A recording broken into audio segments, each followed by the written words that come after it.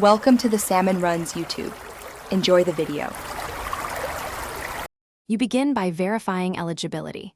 You must be the primary holder on the family ID or the legal guardian for dependents. Once confirmed, collect core documents, birth certificates, current family ID card, government ID, and address proof, because clerks will check all of them.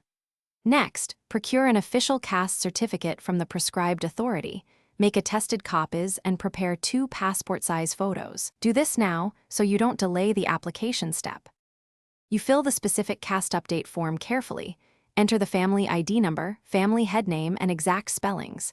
Errors cost time. Then attach the caste certificate, ID, birth proofs, photos, and an affidavit if asked, and keep originals ready for counter verification. Once done, submit the packet at the municipal or local registrar office or upload via the official online portal. Make sure to note the receipt number, the officer's name, and the estimated processing time. You must attend the verification stage when summoned, present originals, sign forms, and answer questions succinctly.